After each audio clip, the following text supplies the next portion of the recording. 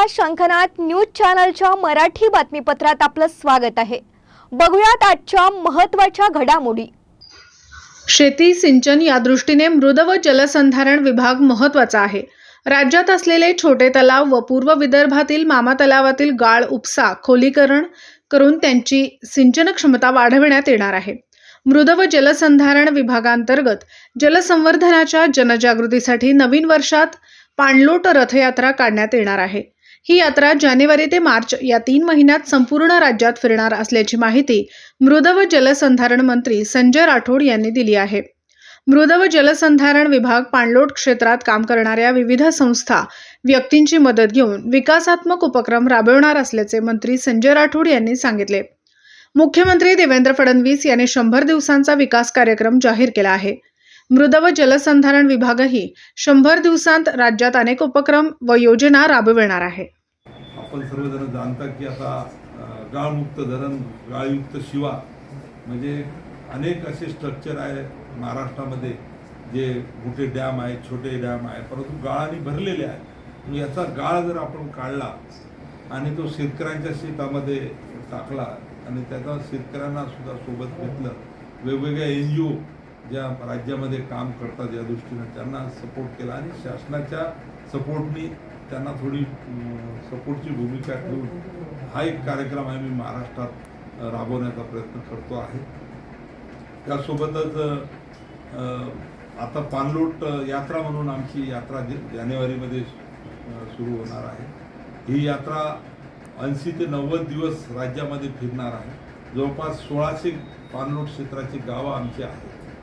या 1600 गावं पूर्ण महाराष्ट्रातल्या याला विभाग वाईज आम्ही वाटून दिलेले आहेत। वेगवेगळे रथ आम्ही काढणार आहोत आणि सन्माननीय शिवराज सिंग चौहान साहेबांची तारीख घेऊन राज्याचे मुख्यमंत्री, दोन्ही उपमुख्यमंत्री आणि महाराष्ट्रात कुठेतरी एक मोठा कार्यक्रम घेऊन या सर्व NGO संस्था, पाणलोट क्षेत्रामध्ये काम करणाऱ्या लोकांना बोलून तिथून या रथयात्रेला सुरुवात करण्याचा प्रयत्न राहणार आहे। असे 3 रथ आमचे फिरणार आहेत आणि हे रथ कंटिन्यू 4 महिने 80 दिवस 90 दिवस तसं नियोजन आमचं चालू आहे। 2-4 दिवसात त्याचं पूर्ण फायनल प्रोग्राम आम्ही जाहीर करणार आहोत आणि या पाणलोट यात्रेच्या माध्यमातून संवाद याच्यामध्ये प्रत्यक्ष अण्णाजी हजारे साहेब हे सहभागी होती, आमिर खानजी सहभागी होती, नाना पाटेकर होती, मकरंद अनासपुरे होती, अजून वेगवेगळ्या NGOचे पोपटरावजी पवार आहेत। हे सर्व असे पाणलोट आणि क्षेत्रामध्ये काम करणारे,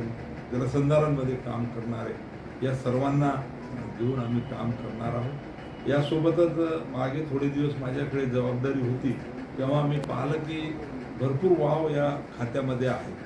जसं उदाहरणार्थ आपले छोटे तलाव म्हणजे मोठे स्ट्रक्चर हे जलसंपदा विभागाकडे आहे।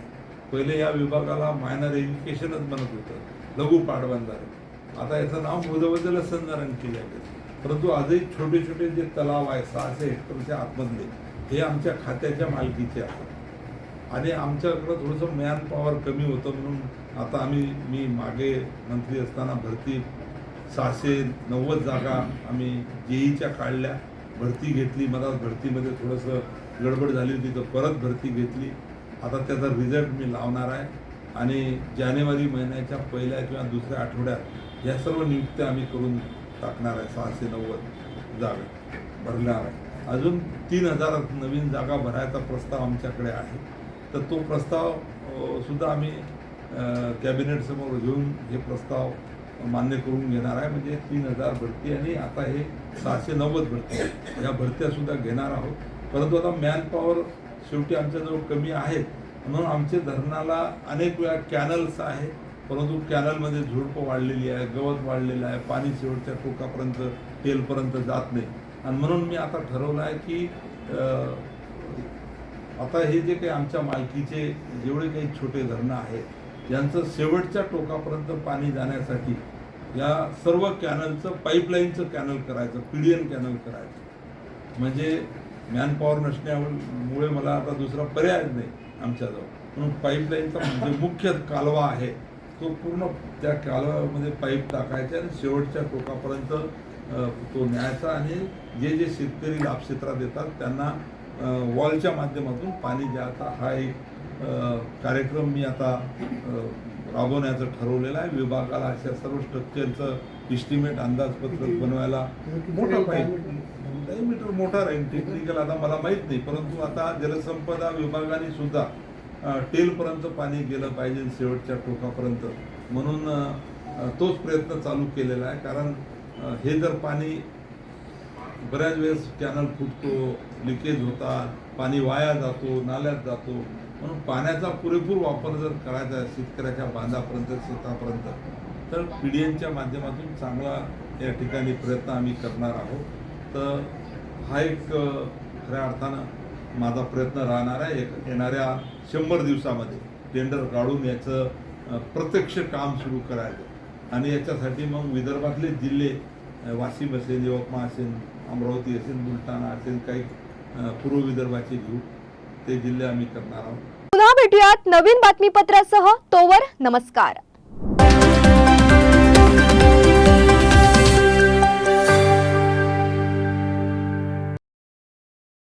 क्या आप इंटीरियर के बारे में सोच रहे हैं पर डिज़ाइन फाइनल नहीं कर पा रहे? होम इंटीरियर या ऑफिस इंटीरियर, किसी भी डिज़ाइन आइडिया को रियलिटी में कैसे बदले, आज हम ये जानेंगे इंडस्ट्री एक्सपर्ट्स से। हमारी कंपनी जो है डिज़ाइन ब्यूरो, उसमें interior designing, renovation, architectural design, landscaping end renovation, furnitures, ये सारे जॉब्स हमारे यहाँ होते हैं और पिछले 20 साल से हम लोग इस फील्ड में हैं।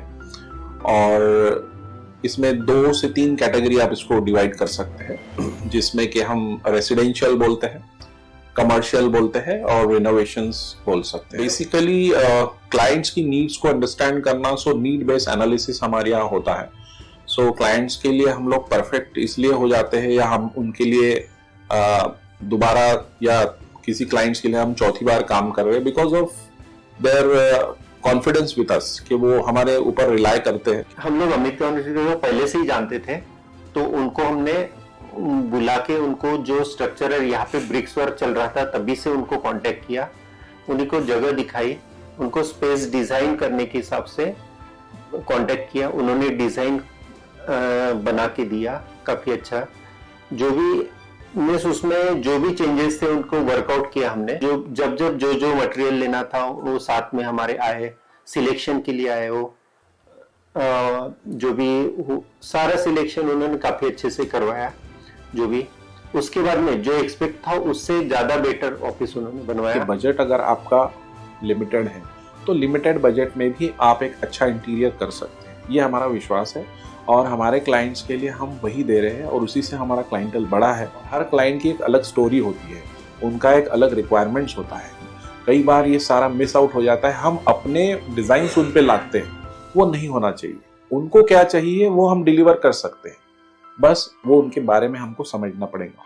तो हमारे इसमें हम एक ही बोलते हैं कि ड्रीम कम्स ट्रू। आप ड्रीम देख रहे हो, हम उनको फुलफिल करेंगे, वो हमारी रिस्पॉन्सिबिलिटी है।